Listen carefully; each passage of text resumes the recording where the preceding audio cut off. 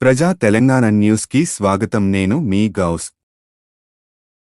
సిద్దిపేట జిల్లా గజ్వేల్లో శుక్రవారం డిసిసి అధ్యక్షుడు నర్సారెడ్డి ఆధ్వర్యంలో కాంగ్రెస్ పార్టీ కార్యకర్తల సమావేశం నిర్వహించారు.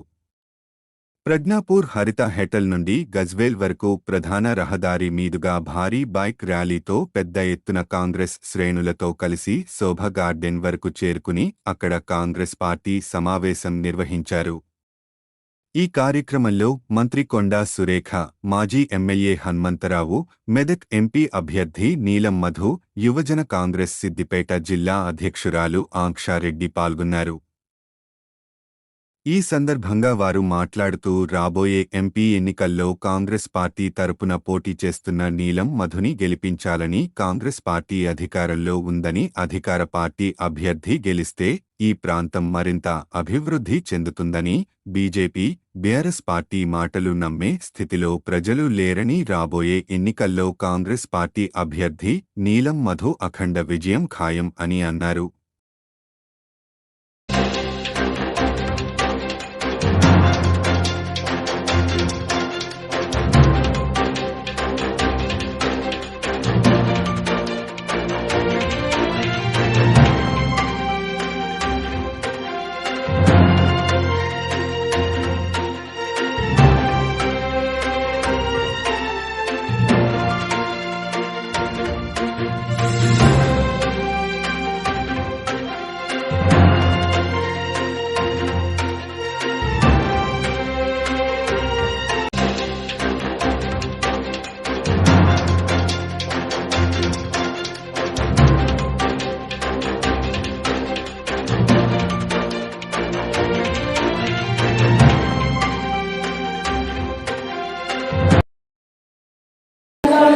మధుకు మీరు మెజారిటీతో గెలిపియబోతున్నారనేటువంటి ఆత్మవిశ్వాసం ఎందుకంటే మేము నాయకులం, మీరు గెలిపిస్తేనే నాయకులం అవుతాం, మాకు అధికారం వస్తుంది.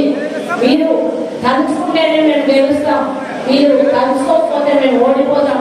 కాబట్టి ఈ రోజు ఇక్కడి నుంచి మీరు మనసులో తలుచుకొని బయటికి వెళ్ళాలి, నీలం మనం గెలవాలని చెప్పి మీ ప్రతి ఒక్కరికి కూడా విజ్ఞప్తి చేస్తా ఉన్నాను. ఎందుకంటే జెండా మోసే కార్యకర్త లేకపోతే పార్టీ లేదు, పార్టీ లేకపోతే మేము లేము. మరి మీరు మనస్ఫూర్తిగా పనిచేసి జెండా పట్టుకొని ఇంటింటికి కూడా తిరిగి మన కాంగ్రెస్ పార్టీ చేస్తున్న అభివృద్ధి సంక్షేమ కార్యక్రమాలు చెప్పినప్పుడే ప్రజలు మనకు మళ్ళీ కాంగ్రెస్ పార్టీకి గెలుపు కోసం కృషి చేస్తారనే విషయాన్ని సందర్భంగా విజ్ఞప్తి చేస్తా ఉన్నాను. మాట్లాడిన హనుమంతరావు కానీ, వాళ్ళ నిర్మలక కానీ, నర్సన్న కానీ, మన ప్రమోద్ గారు కానీ చాలా వివరంగా చెప్పారు. నేను చెప్పాల్సిన అవసరం మీకు కూడా లేదు. ఎందుకంటే గతంలో ఒక టీవీ చూస్తున్న వార్తలు తెలిసేది, కానీ ఇక్కడ మీరు కూర్చొని ప్రపంచం నలుమూలల ఏం జరుగుతుందో మర్చిపోరు కదా.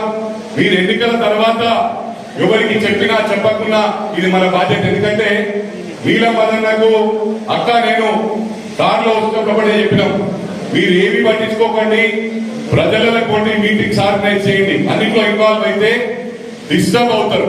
అందుకు ఈ డిస్టర్బెన్స్ అంతా మనం తీసుకుందాం, మన భుజాల మీద తీసుకోవాలని చెప్పి కూడా ప్రతి ఒక్కరికి విజ్ఞప్తి చేస్తా ఉన్నా.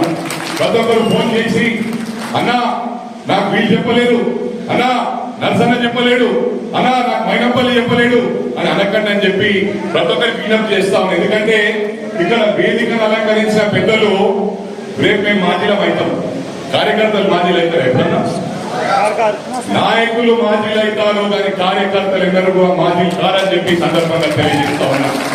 ఒకటి మీకు విజ్ఞప్తి చేస్తా ఉన్నా, మీరు ఎప్పుడు పిలిచినా పలకడానికి సిద్ధంగా ఉన్న 6 గ్యారెంటీలు పెట్టి 5 గ్యారెంటీలు కూడా నిర్వహించిన ప్రభుత్వం ఇంద్రమ్మ ప్రభుత్వం, ప్రజా ప్రభుత్వం, ప్రజా పాలన నడిపిస్తున్న వ్యక్తి రేవంత్ రెడ్డి గారు.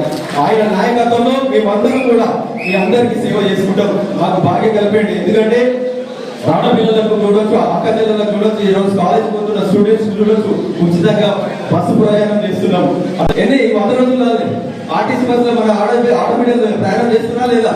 మన ఇంట్లో గ్యాస్ సిలిండర్ తెచ్చుకుంటే 500 రూపాయల అకౌంట్లో వేస్తుందా లేదా మన ప్రభుత్వం? మళ్ళా అన్ని వర్గాలకు మీరు చూడొచ్చు, అన్ని వర్గాలకు కార్పొరేషన్ ఏర్పాటు చేసిన ప్రభుత్వం కాంగ్రెస్ ప్రభుత్వం. SC, ST, BC, minority, OC అన్ని వర్గాలకు కార్పొరేషన్ ఏర్పాటు చేసిన ప్రభుత్వం మన ప్రభుత్వం.